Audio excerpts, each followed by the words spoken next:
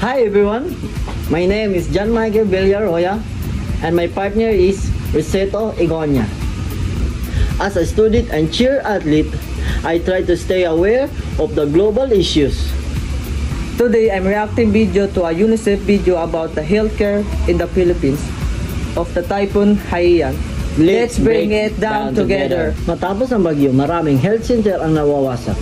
Tumugon ang mga UNICEF sa pamamagitan ng paglunsad ng mga mobile clinic para direktang magdala ng mga bakuna, medical check-up at paggamot sa malalayong barangay.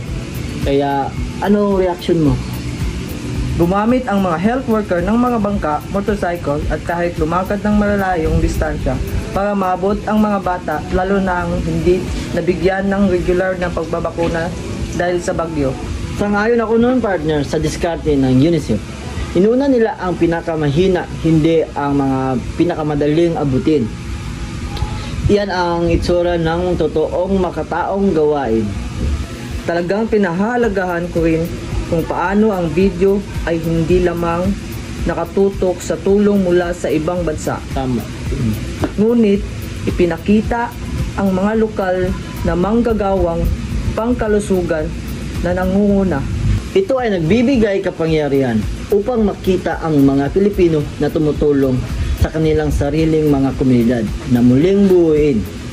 Tama, ito rin ay nagpaisip sa akin tungkol sa paghahanda sa sakuna. Ang bawat bansa ay dapat mamuhunan sa mga mobile health unit. Hindi lamang para sa mga pandemya o bagyo, kundi para sa pang-araw-araw na outreach. Ang unahing isyu sa kalusugan dito ay nangambalang pag-access sa mga unahing serbisyo.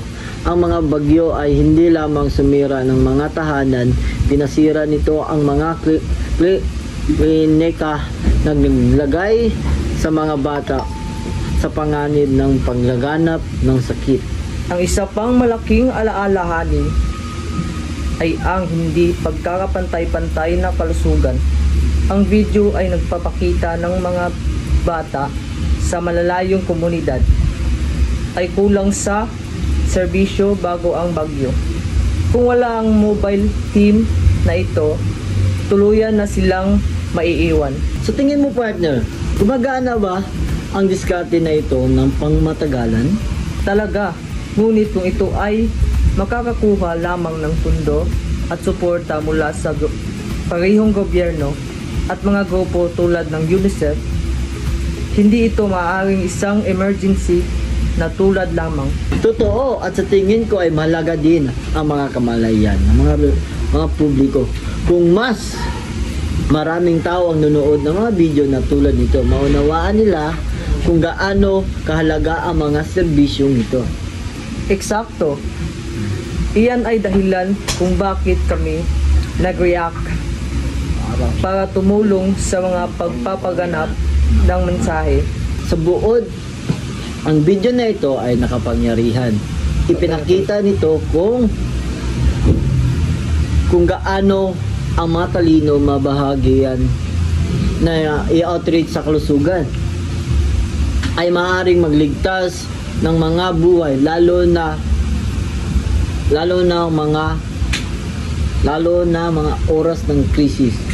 At umaasa kami pinag-apaalala nito sa lahat ng kalusugan ay isang karapatang pantao, hindi isang pribilehiyo. Salamat sa panonood at ipaalam sa amin kung ano ang iyong iniisip sa mga komento.